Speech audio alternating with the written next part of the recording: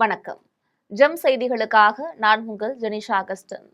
இந்திய நேரப்படி காலை 8:30 மணி செய்திகள்.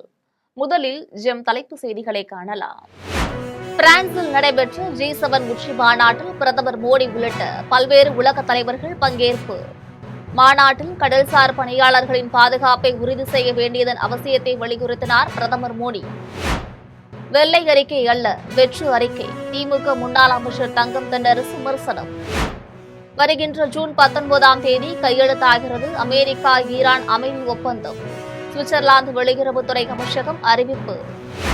உலகக்கோப்பை கால்பந்து தொடரின் ஐ பிரிவுக்கான போட்டி.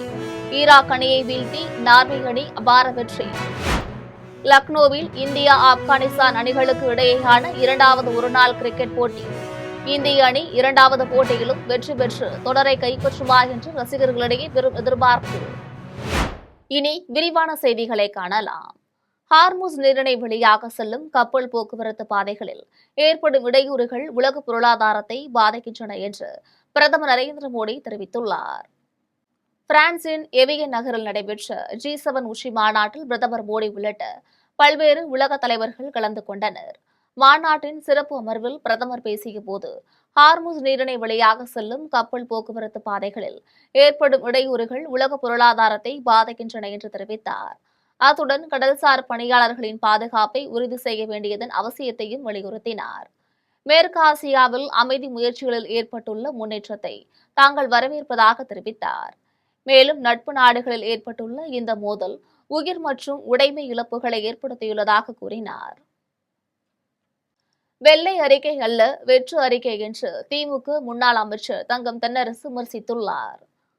திமுக முன்னாள் அமைச்சர் தங்கம் தென்னரசு தமிழ்நாட்டின் நிதிநிலை குறித்து தன்னுடைய சமூக வலைதள பக்கத்தில் பதிவிட்டுள்ளார். அதில் தமிழ்நாட்டின் நிதிநிலை குறித்து ஏற்கனவே நிதிநிலை அறிக்கையில் தெளிவாக விளக்கி கூறப்பட்டிருக்கிறது.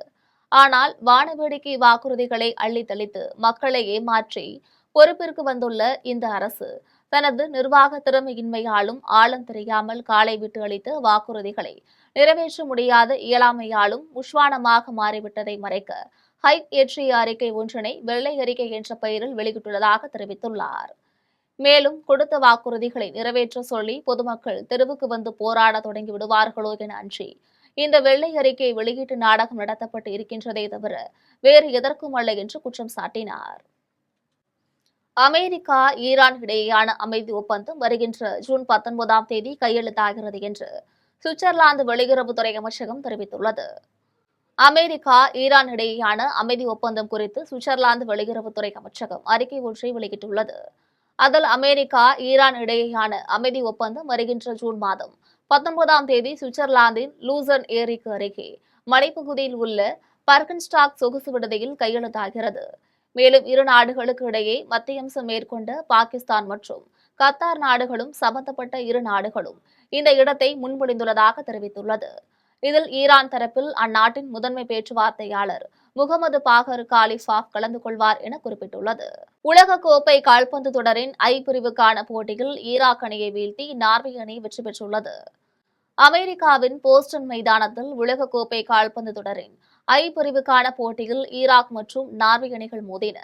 இந்த போட்டியில் 29வது நிமிடத்தில் நார்வே நட்சத்திர வீரர் எர்லிங் ஹாலண்ட் ஒரு கோல் அடித்தார். 39வது நிமிடத்தில் ஈராக் அணியின் ஐமன் ஹுசைன் ஒரு கோல் அடித்து ஆட்டத்தை 1-1 என்ற சமநிலைக்கு கொண்டு வந்தார். பின்னர் 43வது நிமிடத்தில் எர்லிங் ஹாலண்ட் தன்னுடைய இரண்டாவது கோலை பதிவு செய்து நார்வே அணியை 2-1 என்ற கணக்கில் முன்னிலைக்கு கொண்டு சென்றார். தொடர்ந்து 76வது நிமிடத்தில் நார்வே அணியின் லியோ ஆஸ்டிகார்ட் ஒரு கோல் அடித்தார். இதையடுத்து போட்டியின் இறுதி நிமிடங்களில் ஈராக் வீரர் ஐமன் ஹுசைன் துரதிருஷ்டவசமாக ஒரு கோல் அடித்ததால் நார்வே அணி 4-1 என்ற கோல் கணக்கில் முன்னிலை வகித்தது. இதன் மூலம் 4-1 என்ற கோல் கணக்கில் ஈராக் அணியை வீழ்த்தி நார்வே அணி அபார வெற்றி பெற்றது. லக்னோவில் இந்தியா ஆப்கானிஸ்தான் அணிகளுக்கு இடையேயான இரண்டாவது ஒருநாள் கிரிக்கெட் போட்டி இன்று நடைபெற உள்ளது. உத்தரப்பிரதேச மாநிலம் லக்னோவில் இந்தியா ஆப்கானிஸ்தான் அணிகளுக்கு இடையேயான இரண்டாவது ஒருநாள் கிரிக்கெட் போட்டி நடைபெறுகிறது. இந்த போட்டியில் இந்திய அணியின் கேப்டன் சுப்மன் கில் தலைமையிலான வீரர்களும் ஆப்கானிஸ்தான் அணியின் கேப்டன் ஹஷ்மத்துல்லா ஷாஹிதி தலைமையிலான வீரர்களும் கலந்து கொள்ள உள்ளனர். இந்நிலையில் முதல் போட்டியில் இந்திய அணி வெற்றி பெற்ற நிலையில் இரண்டாவது போட்டியிலும் வெற்றி பெற்று தொடரை கைப்பற்றுமா என்று ரசிகர்களிடையே பெரும் எதிர்பார்ப்பு நிலவியுள்ளது. தாவேக ஆட்சி பொறுப்பேற்ற பிறகு ஒவ்வொரு நாளும் பெண்களுக்கு எதிரான குற்றங்கள் அதிகரித்து வருகிறது என திமுக துணை பொதுச் செயலாளர் கனிமொழி குற்றம் சாட்டியுள்ளார். சென்னை அண்ணா அறிவாலயத்தில் திமுக துணை பொதுச் செயலாளர் கனிமொழி செய்தியாளர்களை சந்தித்து பேசினார். அப்போது பெண்களுக்கு எதிரான குற்றங்கள் நடக்கிறது என்று பொய்யான பிரச்சாரத்தை உருவாக்கித்தான் தாவேக ஆட்சிக்கே வந்தது என்று தெரிவித்தார். தாவேக ஆட்சி பொறுப்பேற்ற பிறகு ஒவ்வொரு நாளும் பெண்களுக்கு எதிரான குற்றங்கள் அதிகரித்து வருகிறது என்றும் முக்கியமாக குழந்தைகளுக்கு எதிரான குற்றங்கள் தொடர்ந்து நடக்கிறது என்றும் குற்றம் சாட்டினார். குழந்தைக்கு உடற்கூராய்வு நடக்கும்போது சட்டமன்ற உறுப்பினர் ஒருவர் குழந்தையின் பெற்றோரோடு பேரம் பேசுவதாகவும் இதை தங்களது மகளிர் அணியை சேர்ந்தவர் கண்கூடாக பார்த்திருப்பதாகவும் தெரிவித்துள்ளார். ஒவ்வொரு நாளும் குழந்தைகளுக்கு எதிரான குற்றங்கள் அதிகரித்து வரக்கூடிய நிலையில் முதலமைச்சர் ஒரு வார்த்தை கூட பேசுவதற்கு தயாராக இல்லை என்றும் பெண்கள் குழந்தைகளை பாதுகாப்பு மீது முதலமைச்சருக்கு எந்த அக்கறையும் இல்லை என்று குற்றம் சாட்டினார். அது மட்டும் இல்லாமல் தனிநபர் ஒழுக்கம் அப்புறம் ரொம்ப வசதியாக போதை அப்படிங்கிறதெல்லாம் சொல்கிறாங்க. இவங்க அவங்களுடைய கடமையிலிருந்து தவறுகிறார்கள். அது மட்டும் இல்லாமல் அவர் பல நேரங்களில் பெண்களுடைய உடை தான் அவங்களுக்கு எதிராக நடக்கக்கூடிய குற்றங்கள்லாம் திரைப்படங்களில் அவர் பேசிட்டு தான் இந்த இடத்துக்கு வந்திருக்காரு. அதனால் ஒருவேளை பெண்கள் மீதே இந்த குற்றங்களை அவர்கள் திருப்புகிறார்களான்னு தெரியல. பயிர் கழிவுகளை எரிப்பது சுற்றுச்சூழலுக்கும் மண்ணின் ஆரோக்கியத்திற்கும் தீங்கு விளைவிப்பதாக மத்திய வேளாண் துறை அமைச்சர் சிவராஜ் சிங் சவுகான் கூறியுள்ளார். பயிர் கழிவு மேலாண்மை தொடர்பாக மத்திய வேளாண் துறை அமைச்சர் சிவராஜ் சிங் சவுகான் கருத்து தெரிவித்துள்ளார். அவர் கூறுகையில் மத்திய சுற்றுச்சூழல் வனம் மற்றும் பருவநிலை மாற்றத்துறை அமைச்சர் பூபேந்திர யாதவுடன் இணைந்து இருதுறை குழுக்களுடன் ஆலோசனை மேற்கொண்டதாக கூறினார். தொடர்ந்து பயிர் கழிவுகளை எரிப்பது சுற்றுச்சூழலுக்கும் மண்ணின் ஆரோக்கியத்திற்கும் தீங்கு விளைவிப்பதாக அவர் குறிப்பிட்டார். நெல் விதைப்பு காலத்தில் பயிர் கழிவுகளை எரிக்கக்கூடாது எனவும் அதற்கான திட்டம் தயாரிக்கப்படும் என கூறினார். இதனை கட்டுப்படுத்த பல்வேறு நடவடிக்கைகள் மேற்கொள்ளப்படுவதாக குறிப்பிட்டுள்ளார். சென்னை பரங்கிமலையில் செயல்பட்டு வரும் மான்ஃபோர்ட் மெட்ரிகுலேஷன் பள்ளியில் உரிய அனுமதி பெறாமல் செட் அமைத்து வகுப்புகள் நடத்தப்பட்டது ஆய்வில் தெரியவந்ததால் பள்ளி நிர்வாகத்தின் மீது உரிய நடவடிக்கை எடுக்க வேண்டும் என அதிகாரிகளுக்கு ஆலந்தூர் தொகுதி சட்டமன்ற உறுப்பினர் ஹரிஸ் உத்தரவிட்டார். ஆலந்தூர் தொகுதிக்குட்பட்ட பரங்கிமலையில் செயல்பட்டு வரும் தனியார் பள்ளிகளில் விதிமுறைகளை மீறி அதிக கட்டண வசூல் செய்வதாகவும் உரிய அங்கீகாரமின்றி செயல்படுவதாகவும் பள்ளிகள் குறித்து புகார்கள் தொடர்ந்து வந்துள்ளது. இதனைத் தொடர்ந்து தமிழக வெற்றிக் கழகத்தின் ஆலந்தூர் சட்டமன்ற உறுப்பினர் ஹரிஸ் கல்வித்துறை அதிகாரிகளுடன் இணைந்து தனியார் பள்ளிகளில் ஆய்வு மேற்கொண்டார். அப்போது தனியார் பள்ளிகளின் அங்கீகாரம் குறித்தும் கல்வி உரிமை சட்ட அமலாக்கம், மாணவர் சேர்க்கை நடைமுறைகள் மற்றும் உள்கட்டமைப்பு வசதிகள் உள்ளிட்ட அம்சங்கள் குறித்தும் ஆய்வு செய்தார். அப்போது அரசு நிர்ணயித்த கட்டண விவரங்களை வெளிப்படையாக அறிவிக்க வேண்டும் என அதிகாரிகள் பள்ளி நிர்வாகிகளுக்கு அறிவுறுத்தினர். பரங்கிமலையில் உள்ள மான்ஃபோர்ட் மெட்ரிகுலேஷன் பள்ளியில் ஆய்வு செய்தபோது உரிய அனுமதி பெறாமல் செட் அமைத்து வகுப்புகள் நடத்தப்பட்டதாக தெரியவந்தது. மேலும் பள்ளி நிர்வாகம் தொடர்பாக பல்வேறு புகார்கள் ஏற்கனவே வந்திருந்த நிலையில் சம்பவம் குறித்து விசாரணை நடத்தி விதிமுறை மீறல்கள் உறுதிப்படுத்தப்பட்டால் பள்ளியின் மீது உரிய நடவடிக்கை எடுக்க வேண்டும் என கல்வித்துறை அதிகாரிகளுக்கு சட்டமன்ற உறுப்பினர் ஹரிஸ் உத்தரவிட்டுள்ளார்.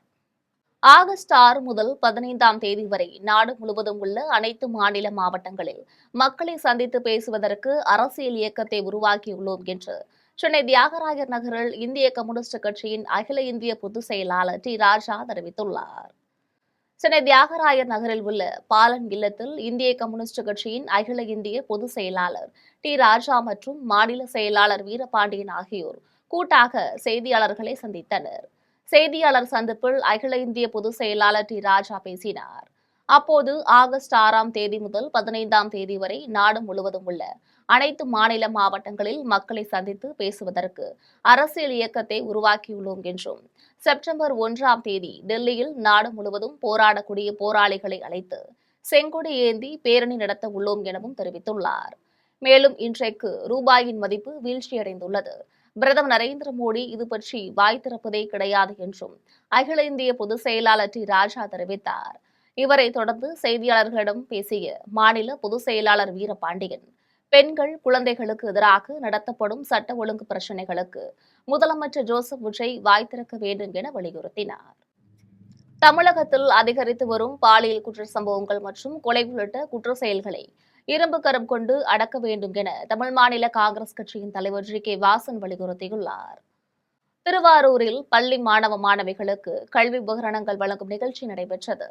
இதில் சிறப்பு விருந்தினராக தமிழ் மாநில காங்கிரஸ் தலைவர் ஜி கே வாசன் கலந்து கொண்டார். இதனைத் தொடர்ந்து செய்தியாளர்களை சந்தித்து பேசினார். அப்போது ஹைட்ரோ கார்பன் திட்டத்திற்கு எதிர்ப்பு தெரிவித்ததுடன் மேகதாது அணை திட்டத்தையும் அனுமதிக்க கூடாது என வலியுறுத்தினார்.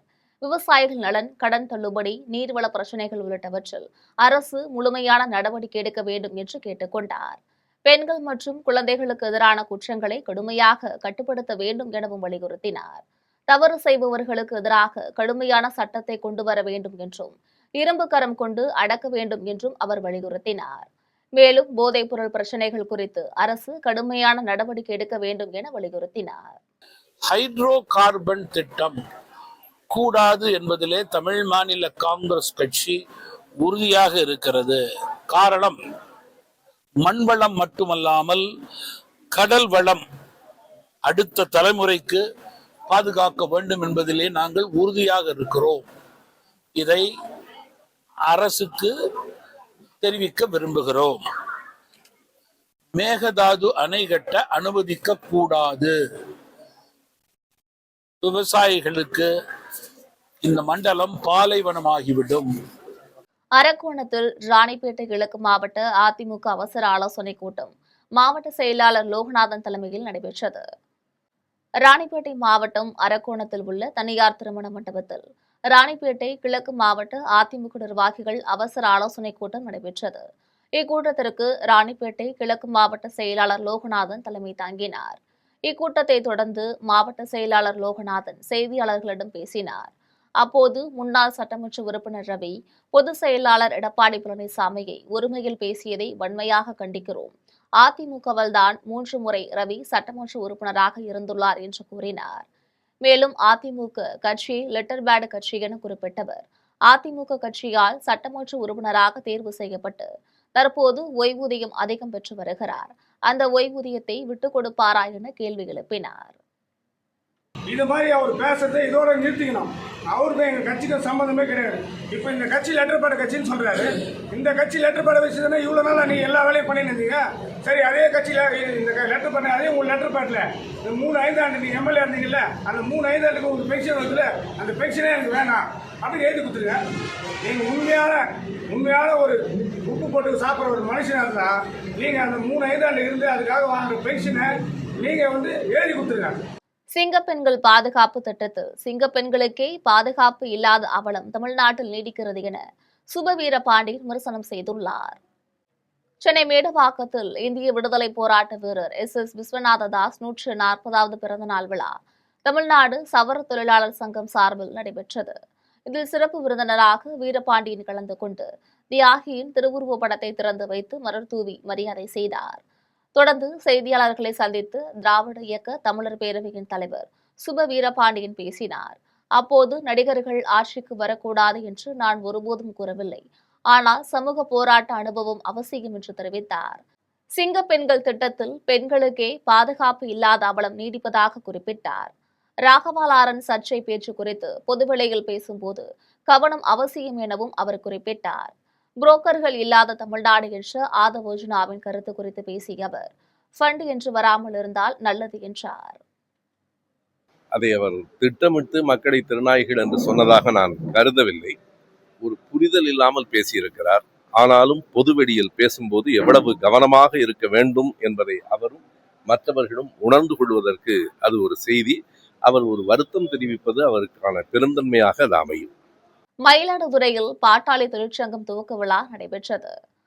மயிலாடுதுறை அரசு போக்குவரத்து கழக பணிமனையில் பாட்டாளி தொழிற்சங்கம் தொடக்க விழா தலைவர் சுந்தர் தலைமையில் நடைபெற்றது. இதில் பாமக மாவட்ட செயலாளர் சித்தமல்லி பழனிசாமி தொழிற்சங்க கொடியை ஏற்றி வைத்து புதிய நிர்வாகிகளை வரவேற்றார். பின்னர் கலந்து கொண்ட புதிய பொறுப்பாளர்களுக்கு சால்வை அணிவித்து இனிப்புகள் வழங்கப்பட்டது. இந்நிகழ்ச்சியில் மாவட்ட செயலாளர் சித்தமல்லி பழனிசாமி, பொதுச் செயலாளர் வடிவேல், நிர்வாகிகள் உள்ளிட்டோர் கலந்து கொண்டனர். கோவையில் கைலாய பயணம் முடித்து கோவை திரும்பிய பேரூர் அடிகளாருக்கு பல்சமய நல்லுறவு இயக்கத்தினர் உற்சாக வரவேற்பளித்தனர். கோவையில் சமய நல்லிணக்கத்தை வெளிப்படுத்தும் நிகழ்வாக பேரூர் தமிழ் மடத்தின் மடாதிபதி சாந்தலிங்க மருதாச்சல் அடிகளார் கைலாய பயணம் முடித்து திரும்பினார். அப்போது அவருக்கு பல்சமய நல்லுறவு இயக்கத்தினர் பொன்னாடை பூர்த்தி மலர்கொத்து கொடுத்து உற்சாக வரவேற்பளித்தனர். இந்நிகழ்வில் அனைத்து மதங்களை சேர்ந்த நிர்வாகிகள் ஒன்றிணைந்து பங்கேற்று மனிதநேயம் மற்றும் ஒற்றுமையை வெளிப்படுத்தினர். இதனைத் தொடர்ந்து மருதாச்சல் அடிகளார் மற்றும் முகமது ரஃபி கூட்டாக செய்தியாளர்களை சந்தித்து பேசினர். அப்போது கைலாய பயணம் மனதை அமைதிப்படுத்தும் ஆன்மீக அனுபவம் என்று கூறினார். மேலும் பல்சமய நல்லுறவு இயக்கத்தினர் அளித்த வரவேற்பு தன்னுடைய பயணத்தின் புண்ணியத்தை இருமடங்காக்கியது என தெரிவித்துள்ளார். திபெத் பகுதி, சைனாவினுடைய பகுதியாக இருக்கக்கூடிய திபெத்திலே இருக்கக்கூடிய கைலாய மலைக்கு சென்று அங்கு இருக்கக்கூடிய கைலாயநாதரை தரிசனம் செய்து வருகிவிருந்திருக்கின்றோம். இது நமக்கெல்லாம் கிடைத்த ஒரு நல்ல பேரு.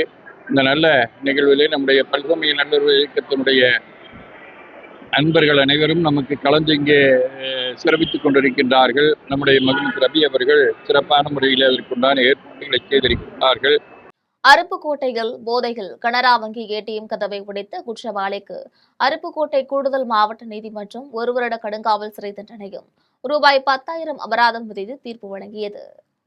விருதுநகர் மாவட்டம் அருப்புக்கோட்டையில் கடந்த 2022ஆம் ஆண்டு பிப்ரவரி 24ஆம் தேதி அன்று இரவில் கலவரம் என்கின்ற ராஜ்குமார் என்பவர் மது போதையில் இருசக்கர வாகனத்தில் சென்றபோது வடுகர் கோட்டையில் அமைக்கப்பட்டுள்ள கனரா வங்கி ஏடிஎம் கதவை கல்லில் எறிந்து சேதப்படுத்தினார். இது சம்பந்தமாக கனரா வங்கி மேலாளர் அருப்புக்கோட்டை நகர் காவல் நிலையத்தில் அளித்த புகாரின் அடிப்படையில் காவல்துறையினர் வழக்கு பதிவு செய்து ராஜ்குமாரை கைது செய்து நீதிமன்ற காவலுக்கு உட்படுத்தினர். இந்நிலையில் அருப்புக்கோட்டை கூடுதல் மாவட்ட நீதிமன்றம் ராஜ்குமார் குற்றவாளி என அறிவித்து அவருக்கு 1 வருட கடுங்காவல் சிறை தண்டனையும் ரூபாய் 10,000 அபராதம் விதித்து தீர்ப்பு வழங்கியது. திருமங்கலம் அருகே மதுபோதையில் 17 வயது சிறுமிக்கு கட்டாய தாலி கட்டிய வாலிபர் சம்பவ இடத்திற்கு சிங்கப்பெண் படை காவல்துறையினர் வந்ததை பார்த்ததும் தப்பித்து சென்றுள்ளார். மதுரை மாவட்டம் திருமங்கலத்தை சேர்ந்த 17 வயது சிறுமி தனியார் ஃபேன்சி கடையில் பணியாற்றி வருகிறார். இவருக்கும் திருமங்கலத்தை சேர்ந்த மாரி வாலிபவருக்கும் பழக்கம் ஏற்பட்டு காதலாக மாறியுள்ளது. இந்நிலையில் சிறுமி பணியாற்றிய கடைக்கு வாலிபர் வந்தபோது தான் பையில் மறைத்து வைத்திருந்த தாலி கயிறை எடுத்து சிறுமியின் கழுத்தில் கட்டிவிட்டு அங்கேயே இருவரும் பேசிக் கொண்டிருந்தனர். அப்போது கடைக்கு வந்த ஊழியர் ஒருவர் சம்பவத்தை கண்டு உடனடியாக சிறுமியின் பெற்றோருக்கு இந்த தகவலை தெரிவித்தார். இது தொடர்பாக பெற்றோர் திருமங்கலம் அனைத்து மகளிர் காவல் நிலையத்திற்கு சென்று அங்கு ரோந்து பணிக்காக வந்து சிங்கப்பெண் அதிரடி படையினரிடம் கூறியுள்ளனர். இதன் பின்னர் சம்பவ இடத்திற்கு சிங்கப்பெண் அதிரடி படையினர் வந்தபோது அங்கிருந்த வாலிபர் தப்பித்து சென்றுள்ளார். தொடர்ந்து ஃபேன்சி கடையில் இருந்த சிறுமியை அழைத்து சென்ற சிங்கப்பெண் அதிரடி படையினர் திருமங்கலம் அனைத்து மகளிர் காவல் நிலையத்தில் ஒப்படைத்தனர். இதனைத் தொடர்ந்து காவல்துறையினர் வழக்கு பதிவு செய்து தப்பி ஓடிய வாலிபரை தீவிரமாக தேடி வருகின்றனர். மதுபோதையில் வாலிபர் 17 வயது சிறுமிக்கு தாலி கட்டிய சம்பவம் திருமங்கலம் பகுதியில் பெரும் பரபரப்பை ஏற்படுத்தியுள்ளது. தாமிரபரணி ஆற்றில் கழிவுகள் கலப்பதை தடுக்க நடவடிக்கை எடுக்கப்படும் என்றும் மீறுவோருக்கு அபராதம் விதிக்கப்படும் என மாவட்ட ஆட்சியர் பிரதாப் எச்சரிக்கை விடுத்துள்ளார். கன்னியாகுமரி மாவட்டம் குளித்துறை நகராட்சிக்குட்பட்ட பல்வேறு பகுதியில் வளர்ச்சிப் பணிகள் குறித்து மாவட்ட ஆட்சியர் பிரதாப் ஆய்வு மேற்கொண்டார். தொடர்ந்து விஎல்சி திருமண மண்டப கட்டுமான பணி, வடிகால் பிரச்சினை, வெட்டுவந்தி வடிகால் பணி மற்றும் மார்த்தாண்டம் மார்க்கெட் உள்ளிட்ட பகுதிகளை அவர் நேரில் பார்வையிட்டார். ஆய்வின் போது நகராட்சி மண்டல அதிகாரி நவீந்திரன், பொறியாளர் சனல்குமார் மற்றும் தலைவர் பொன் ஆசை தம்பி ஆகியோர் பணிகளின் நிலை குறித்து விளக்கம் அளித்தனர். இதனைத் தொடர்ந்து மாவட்ட ஆட்சியர் பிரதாப் செய்தியாளர்களை சந்தித்து பேசினார்.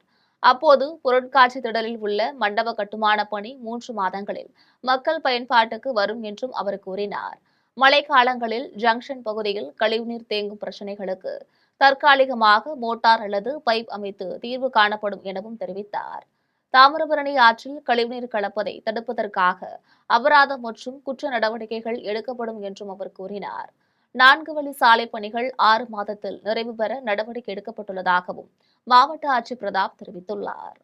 அதிகமாக வளர்ச்சி அடைகிற பகுதி, இந்த பகுதிகளில் இருக்கிற பிரச்சனைகள் அடிக்கடி நம்முடைய மக்கள் பிரதிநிதிகளாக இருக்கட்டும், நம்முடைய சமூக ஊடக வாயிலாக, நம்முடைய பிரிண்ட் அண்ட் விஷுவல் மீடியா வாயிலாக நிறையா இஷ்யூஸ் வந்துட்டு இருந்துச்சு.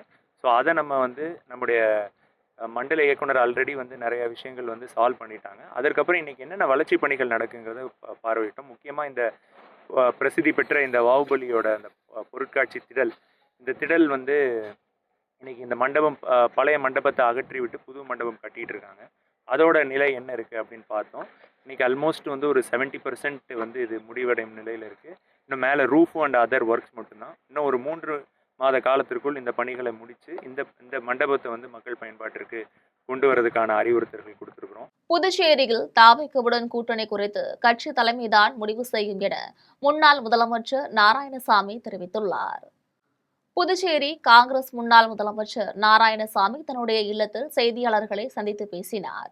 அப்போது மத்திய அரசு 15,000 கோடி ரூபாய் 5 ஆண்டுகளில் புதுச்சேரிக்கு தந்ததை மத்திய அமைச்சர் முருகன் நிரூபிக்க முடியுமா என்று கேள்வி எழுப்பினார். நிதியை மத்திய அரசு வாரி வழங்கியதாக மாய பிம்பத்தை முருகன் உருவாக்கியுள்ளார் என்று சுட்டிக்காட்டினார். புதுச்சேரியில் அனைத்து துறைகளிலும் ஊழல் மலிந்துள்ளது என்று குற்றம் சாட்டினார். புதுச்சேரியில் தாவேக்காவுடன் கூட்டணி குறித்து கட்சி தலைமைதான் முடிவு செய்யும் என்று தெரிவித்துள்ளார். பொதுப்பணித்துறை அமைச்சராக இருந்த மரியாதைக்குரிய இந்திய நாட்டினுடைய துணை ஜனாதிபதியாக இருந்து பதவி ஓய்வு பெற்ற திரு வெங்கையா நாயுடு அவர்கள் அந்த சமயத்திலே அமைச்சராக இருந்தார். நான் அவரை சந்தித்து அந்த திட்டத்திற்கு ஒப்புதல் பெற்றேன். எங்களுடைய அமைச்சரவை ஒப்புதல் பெற்றது. அந்த திட்டத்தை எங்களுடைய ஆட்சி காலத்தில் நடைமுறைப்படுத்தினோம். ஆனால் இவர்கள் ஆட்சிக்கு வந்த பிறகு 1,200 கோடி ரூபாய் திட்டத்தை 610 கோடியாக குறைத்தது இவருடைய சாதனை, இந்த ஆட்சியினுடைய சாதனை. முதல்வர் விஜய் பொறுப்பற்ற முறையில் செயல்படுவதாக பாஜக மூத்த தலைவர் எச் ராஜா குற்றம் சாட்டியுள்ளார். சிவகங்கை மாவட்டம் காரைக்குடியில் தமிழக பாஜக மூத்த தலைவர் எச் ராஜா செய்தியாளர்களை சந்தித்து பேசினார். அப்போது அண்ணாமலை தற்பொழுது பாஜகவில் இல்லை என்பதால் அவரை பற்றி பேச தேவையில்லை எனவும், பாஜகவிலிருந்து வெளியேறியவர்கள் அரசியலில் பெரிதாக பிரகாசிக்கவில்லை எனவும் அவர் மறைமுகமாக விமர்சித்தார். தாவேக்கா ஆட்சி தீய சக்தி அரசு என கூறிய அவர், முதல்வர் விஜய் பொறுப்பற்ற முறையில் செயல்படுகிறார் என்றும் குற்றம் சாட்டினார். 35 நாட்கள் ஆட்சியில் 40க்கும் மேற்பட்ட பாலியல் வன்கொடுமை சம்பவங்கள் நடந்துள்ளதாகவும், அதற்கு பொறுப்பேற்று முதல்வர் விஜய் ராஜினாமா செய்ய வேண்டும் என்று கூறினார். மேகதாது அணை விவகாரத்தில் மத்திய அரசு அனுமதி வழங்காது என கூறியுள்ளார். மந்திரி சொல்றாரு, நீங்க மந்திரியில நேத்திக்கு வந்து ராஜ்மோகனா பள்ளி கல்வித்துறை அவர் தானே, ராஜ்மோகன் தானே?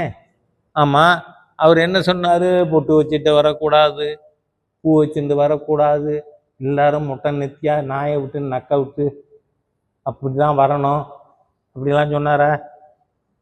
நேத்திக்கு என்ன சொன்னாரு? மாதம் 11,000 ரூபாய் ஊதியத்தில் குடும்பத்தை நடத்த முடியாத நிலை உள்ளதாக டாஸ்மாக் விற்பனையாளர்கள் சங்க தலைவர் பாரதி தெரிவித்துள்ளார்.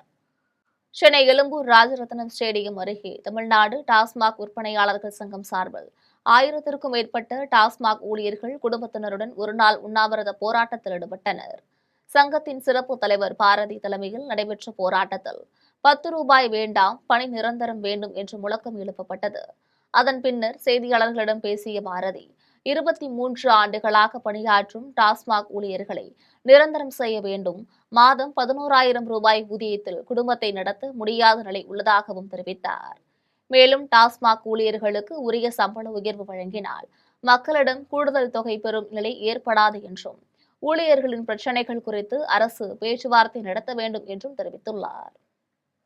11,000 ரூபாய் சம்பளத்தோட நீங்க ஒரு மாசம் வந்து மதுபான விற்பனையில விற்பனையாளரா வந்து வேலை செய்யணும்னு நாங்க ஒரு ஓபன் சேலஞ்ச, அன்பான வேண்டுகோளை மதுவிலக்குத்துறை அமைச்சருக்கு நாங்க வைக்கிறோம். 11,000 ரூபாயில நீங்க இந்த சம்பளத்துல வாழ்ந்து காட்டிட்டீங்கன்னா இப்ப 200 பேரை சஸ்பெண்ட் பண்ணி வச்சிருக்கேன்னு சொல்றீங்க.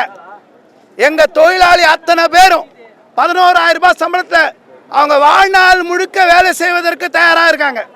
நீரிழிவு நோயால் பாதிக்கப்பட்ட மூதாட்டிக்கு மளிகை பொருட்கள் மற்றும் நிதியுதவி வழங்கிய சோமங்கலம் காவல்துறையினரின் செயலுக்கு பாராட்டு குவிந்து வருகிறது. காஞ்சிபுரம் மாவட்டம் ராஜகோபால கண்டிகையை செய்தவர் ராஜேந்திரன்.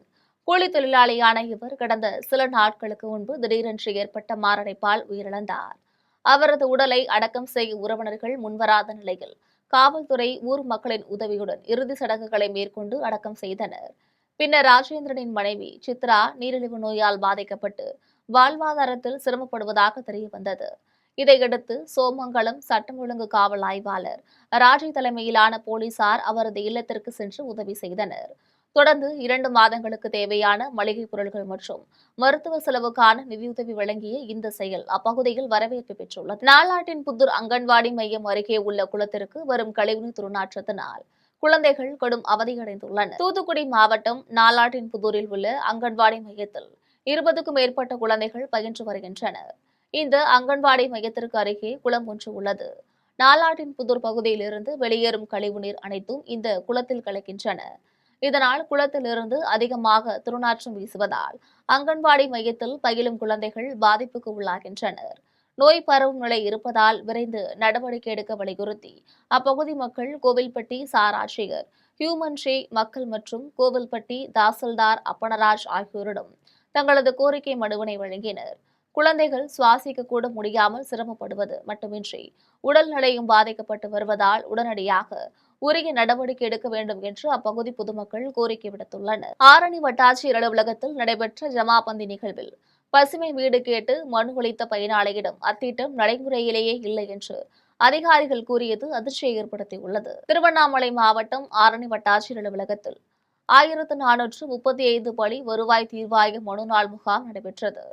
இதில் காட்டுக்காநல்லூர், கொளத்தூர், கண்ணமங்கலம் உள்ளிட்ட கிராம பகுதிகளைச் சேர்ந்த மக்கள் மனுக்களை அதிகாரிகளிடம் வழங்கினர். மேலும் காட்டுக்காநல்லூர் பகுதியைச் சேர்ந்த சிவபிரகாசம் என்பவர் குடியிருக்க வீடு வசதி இல்லாததால் தனக்கு அரசு மூலம் வழங்கும் பசுமை வீடு வழங்க வேண்டும் என்று மனு அளித்தார்.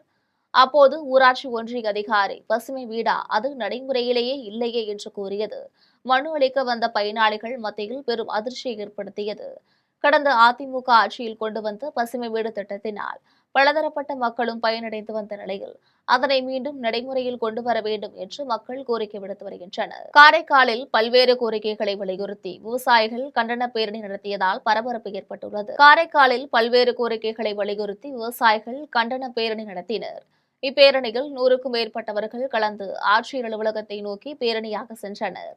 அப்போது கர்நாடக அரசு மேகதாது அணை கட்டுவதை தடுத்து நிறுத்த மத்திய மற்றும் மாநில அரசுகள் முன்வர வேண்டும், காரைக்கால் மாவட்டத்திற்கு 7 TMC காவிரி தண்ணீரை பெற்றுத்தர வேண்டும் உள்ளிட்ட பல்வேறு கோரிக்கைகளை வலியுறுத்தினர். தொடர்ந்து மாவட்ட ஆட்சியர் விவசாயிகளை சந்திக்காததால் அவர்கள் சாலை மறியலில் ஈடுபட்டதால் பெரும் பரபரப்பு ஏற்பட்டது. அப்போது ஆட்சியருக்கு எதிரான கண்டன கோஷங்கள் எழுப்பினர். மேலும் போராட்டத்தில் ஈடுபட்ட விவசாயிகளை காவல்துறையினர் கைது செய்ததால் அப்பகுதியில் பெரும் பரபரப்பு நிலவியது. தலைவாசல் அருகே அரசு நிலத்தில் கொட்டகை அமைப்பதில் இரு தரப்பினரிடையே மோதல் ஏற்பட்ட சம்பவத்தின் CCTV காட்சிகள் வெளியாகி பரபரப்பை ஏற்படுத்தியுள்ளது. மாவட்டம் தலைவாசல் அருகே வரகூர் பகுதியில் வசிப்பவர் செந்தில் முருகன். இவரது வீட்டின் அருகில் வசிப்பவர் முருகேசன் குடும்பத்தினர். வீட்டின் அருகே அரசு நிலத்தில் கொட்டகை அமைப்பது தொடர்பாக இரு தரப்பினரிடையே ஏற்கனவே பிரச்சனை இருந்து வந்ததாக கூறப்படுகிறது. இந்நிலையில் மீண்டும் கொட்டகை அமைப்பதில் இரு தரப்பினரிடையே பிரச்சனை ஏற்பட்ட நிலையில் ஒருவரை ஒருவர் சரமாரியாக தாக்கிக் கொண்டுள்ளனர். இதில் செந்தில் முருகன் மகள் பரமேஸ்வரி காயமடைந்த நிலையில் இதை கேட்க யாரும் இல்லையா என்று கூறி பரமேஸ்வரி அருகே இருந்த அரளி விதையை அரைத்து குடித்துள்ளார். உடனடியாக அவரது தந்தை மகளை மீட்டு சிகிச்சைக்காக ஆத்தூர் அரசு மருத்துவமனையில் அனுமதித்தனர். இதுகுறித்து தலைவாசல் காவல்துறையினர் வழக்கு பதிவு செய்து விசாரித்து வருகின்றனர். கீழ்பெண்ணாத்தூர் வட்டாட்சியர் அலுவலகத்தில் தமிழ்நாடு விவசாயிகள் சங்கம் சார்பில் கிராம நிர்வாக அலுவலர் மற்றும் நில அளவர் ஆகியோரை கண்டித்து ஆர்ப்பாட்டத்தில் ஈடுபட்டதால் அப்பகுதியில் பெரும் பரபரப்பு ஏற்பட்டது. திருவண்ணாமலை மாவட்டம் கீழ்பெண்ணாத்தூர் வட்டாட்சியர் அலுவலகத்தில் ஜமாபந்தி நிகழ்ச்சி நடைபெற்றது. இதில் திருவண்ணாமலை சமூக பாதுகாப்பு திட்ட தனித்துணை ஆட்சியர் இளவரசன் கலந்து கொண்டு வேட்டவளம் உள்ளிட்ட பொதுமக்களிடம் கோரிக்கை மனுக்களை பெற்றுக் கொண்டார். அப்போது தமிழ்நாடு விவசாயிகள் சங்கம் வேட்டவளம் கிளையின் மூலமாக நகர செயலாளர் மூர்த்தி உள்ளிட்ட 50க்கும் மேற்பட்டோர் ஒன்றிணைந்து வேட்டவளம் கிராமத்திற்கு உட்பட்ட சரவணன் என்பவரது பட்டா இடத்தை போலியான பதிவு எண் மாற்றியும் உட்பிரிவு செய்தும் நில அளவர் மற்றும் வேட்டவளம் VAO ஆகியோர் போலி தூய சிட்டா மற்றும் அடங்கல் வழங்கியதை கொண்டு பத்திரப்பதிவு செய்து தொடர்பாக எந்தவித நடவடிக்கையும் இல்லை என கண்டித்து ஆர்ப்பாட்டத்தில் ஈடுபட்டனர். வீடே இல்லாத ஏழை எளிய பொதுமக்களுக்கு யாருக்கும் கிடைப்பதில்லை என்பன உள்ளிட்ட பல்வேறு கோரிக்கைகளை முன்வைத்து மனுவாக சமூக பாதுகாப்பு திட்ட தனித்துணை ஆட்சியர் இளவரசன் வழங்கினார். இதில் அலுவலகம் முன்பாக 50க்கும் மேற்பட்டோர் கிராம நிர்வாக அலுவலர் மற்றும் நில அளவர் ஆகியோரை கண்டித்து கண்டன கோஷங்களை எழுப்பினர். இதனால் அப்பகுதியில் பெரும் பரபரப்பு ஏற்பட்டுள்ளது. எடப்பாடி அருகே செட்டிமாங்குறிச்சி அரசு மாதிரி பள்ளியில் போலி சான்றிதழ்களை கொண்டு மாணவர் சேர்க்கை நடைபெற்றதாக கூறி பெற்றோர்கள் பள்ளியை முற்றுகையிட்டதால் பெரும் பரபரப்பு ஏற்பட்டுள்ளது. சேலம் மாவட்டம் செட்டிமாங்குறிச்சியில் உள்ள அரசு மாதிரி மேல்நிலைப் பள்ளியில் சிறப்பு ஒதுக்கீடு என்ற பெயரில் போலி சான்றுகளை வைத்து மாணவர் சேர்க்கை நடைபெற்றதாக கூறி பெற்றோர்கள் பள்ளியை முற்றுகையிட்டதால் பரபரப்பு ஏற்பட்டுள்ளது. அரசு வழிகாட்டு விதிமுறைகளுக்கு மாறாக முறைகேடு செய்து போலி சான்றுகளை வைத்து 6ஆம் வகுப்பு மாணவர்கள் சேர்க்கை செய்த தலைமை ஆசிரியர் சிவபிரியா மற்றும் உதவி தலைமை ஆசிரியர் பழனிமலை ஆகியோர் மீது நடவடிக்கை எடுத்து முறையாக மாணவர்கள் சேர்க்கை நடத்தப்பட வேண்டும் என பாதிக்கப்பட்ட குழந்தைகளின் பெற்றோர்கள் பள்ளியை முற்றுகையிட்டு கோரிக்கை விடுத்துள்ளனர். சேலத்தில் கூட்டுறவு பயிர்க்கடனை முழுமையாக தள்ளுபடி செய்ய கோரி விவசாயிகள் நூதன முறையில் போராட்டத்தில் ஈடுபட்டனர். சேலத்தில் தமிழக வெற்றிக் கழகம் தேர்தல் அறிக்கையில் குறிப்பிட்டபடி கூட்டுறவு பயிர்க்கடனை முழுமையாக தள்ளுபடி செய்ய வேண்டும் என்பதை வலியுறுத்தி தமிழக விவசாயிகள் சங்கம் சார்பில் போராட்டம் நடைபெற்றது. கடன் தள்ளுபடி குறித்த மறு அறிவிப்பையும் ஏற்றுக்கொள்ள மாட்டோம், தொடர் போராட்டம் நடைபெறும் என்றும் தெரிவித்தனர். நல்லகவுண்டம்பட்டி தொடக்க வேளாண்மை கூட்டுறவு கடன் சங்கம் முன்பு விவசாயிகள் சாட்டையால் அடித்துக் கொண்டு நூதன போராட்டத்தில் ஈடுபட்டனர். அப்போது கூட்டுறவு பயிர்க்கடனை முழுமையாக தள்ளுபடி செய்ய வேண்டும் என்று கோரிக்கையை முழக்கமிட்டனர்.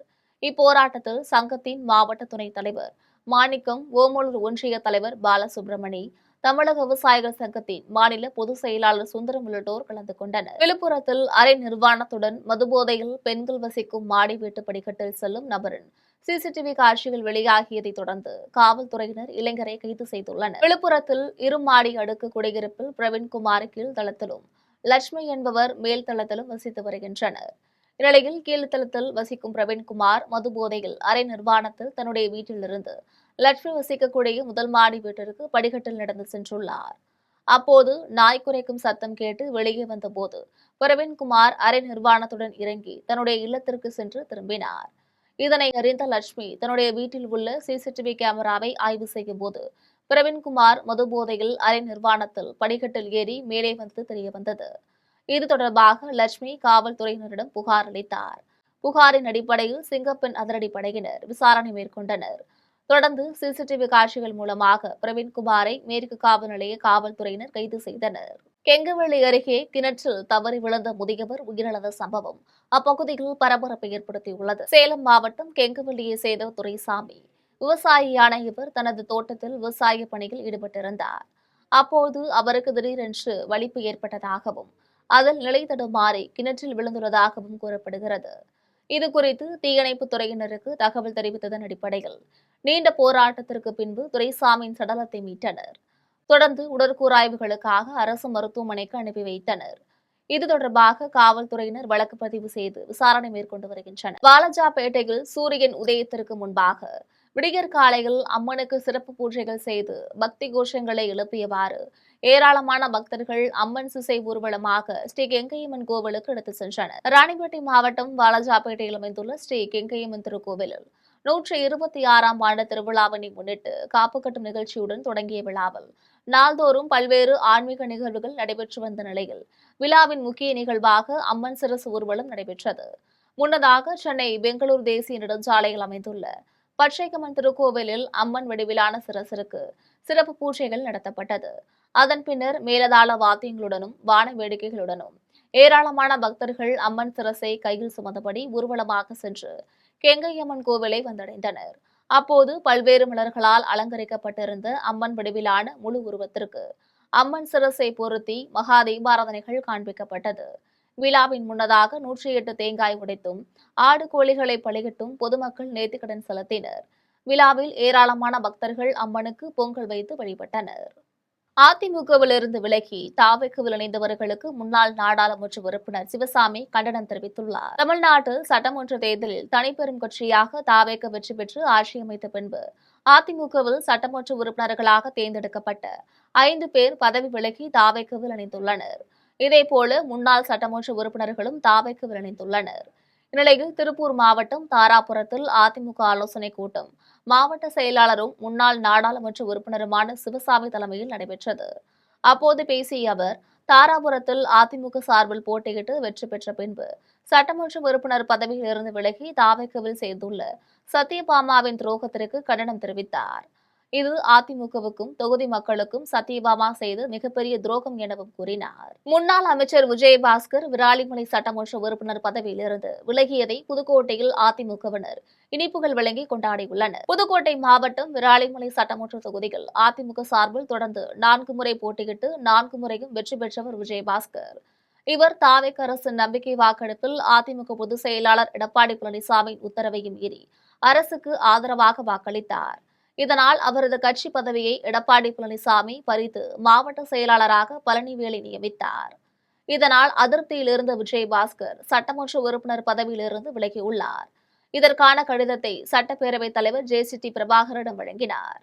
இதனைத் தொடர்ந்து புதுக்கோட்டை பேருந்து நிலையத்தில் அதிமுக வடக்கு மாவட்ட செயலாளர் பழனிவேல் தலைமையில் பொதுமக்களுக்கும் பேருந்தில் சென்ற பயணிகளுக்கும் இனிப்புகள் வழங்கி கொண்டாட்டத்தில் ஈடுபட்டனர். விஜயபாஸ்கருக்கு எதிராக கண்டன முழக்கங்களையும் எழுப்பினர். அரக்கோணம் மஞ்சப்பாடியில் உள்ள கலை அறிவியல் கல்லூரியில் 1ஆம் ஆண்டு மாணவர்களுக்கான கல்லூரி வகுப்பை ஐசக் ஐயா தொடங்கி வைத்தார். ராணிப்பேட்டை மாவட்டம் அரக்கோணம் அருகே மஞ்சப்பாடியில் உள்ள VS ஐசக் கலை அறிவியல் கல்லூரியில் நடப்பு கல்வியாண்டிற்கான கல்லூரி வகுப்பு தொடக்க விழா நடைபெற்றது. கல்வி நிறுவனங்களின் தலைவர் ஐசக் ஐயா வகுப்புகளை தொடங்கி வைத்தார். அப்போது பேசிய அவர் ஊர்ப்புற மாணவர்களுக்கு கல்லூரி கட்டணத்தில் சலுகை வழங்கப்படும் என தெரிவித்தார்.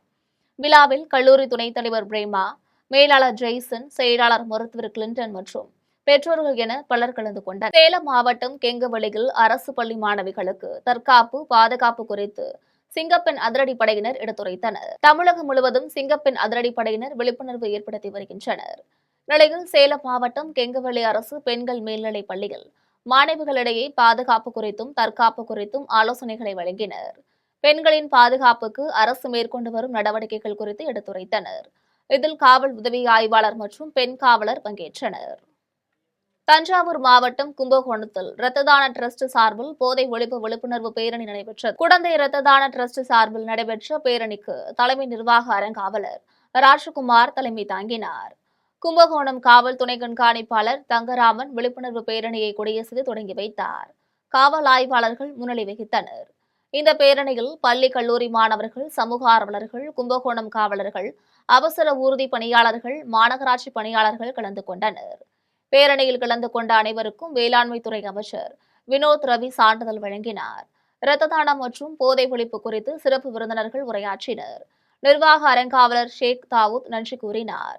பேரணி ஏற்பாடுகளை அறங்காவலர் ரமேஷ் செய்திருந்தார். ராமநாதபுரம் மாவட்டத்தில் மணல் கொள்ளையை தடுக்க சென்று உயிரிழந்த தலைமை காவலரின் உடல் 30 குண்டுகள் முழங்க அரசு மரியாதையுடன் நல்லடக்கம் செய்யப்பட்டது. ராமநாதபுரம் மாவட்டம் தேவிப்பட்டினம் காவல் நிலையத்தில் தலைமை காவலராக பணியாற்றி வந்த மகேஷ்குமார் மணல் கொள்ளையை தடுக்க சென்றபோது பெருவயல் என்ற இடத்தில் அரசு பேருந்து மோதி உயிரிழந்தார். அவர் உடல் முதுகுளத்தூர் அருகே அவரது சொந்த ஊரான பிறப்பக்கலூரில் பொதுமக்களின் அஞ்சலிக்காக வைக்கப்பட்டுள்ளது. சுற்றுச்சூழல் துறை அமைச்சர் ராஜு அவரது குடும்பத்தினரை சந்தித்து ஆறுதல் கூறினார். தலைமை காவலர் மகேஷ்குமாரின் 2 மகன்களின் கல்வி செலவையும் ஏற்றுக்கொள்வதாக அமைச்சர் தெரிவித்துள்ளார். பின்பு அவர்களுக்கு நிதி உதவி வழங்கப்பட்டது. காவலர் மகேஷ்குமாரின் உடலுக்கு அமைச்சர் ராஜு, மாவட்ட ஆட்சியர் சிவகுரு பிரபாகரன், மாவட்ட காவல் கண்காணிப்பாளர் சந்தீஷ் ஆகியோர் மலர் வளையம் வைத்து மரியாதை செலுத்தினர். பின்னர் 30 குண்டுகள் முழங்க அரசு மரியாதையுடன் மகேஷ்குமாரின் உடல் நல்லடக்கம் செய்யப்பட்டது.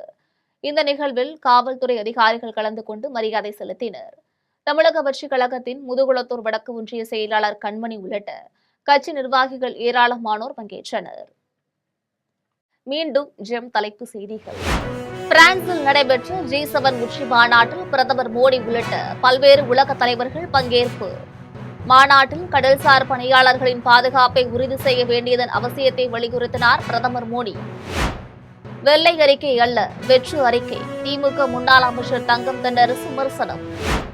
வருகின்ற ஜூன் 19ஆம் தேதி கையெழுத்தாகிறது அமெரிக்கா ஈரான் அமைதி ஒப்பந்தம். சுவிட்சர்லாந்து வெளியுறவுத்துறை அமைச்சகம் அறிவிப்பு. உலகக்கோப்பை கால்பந்து தொடரின் I பிரிவுக்கான போட்டி. ஈராக் அணியை வீழ்த்தி நார்வே அணி அபார வெற்றி. லக்னோவில் இந்தியா ஆப்கானிஸ்தான் அணிகளுக்கு இடையேயான 2வது ஒருநாள் கிரிக்கெட் போட்டி. இந்திய அணி 2வது போட்டியிலும் வெற்றி பெற்று தொடரை கைப்பற்றுமா என்று ரசிகர்களிடையே பெரும் எதிர்பார்ப்பு. இத்துடன் ஜெம் செய்திகள் நிறைவடைகின்றன. மீண்டும் ஜெம் செய்திகள் மதியம் 1:30 மணிக்கு. உடனுக்குடன் செய்திகளை காண GemLive.tv என்ற இணையதளத்தில் இணைந்திருங்கள். நன்றி, வணக்கம்.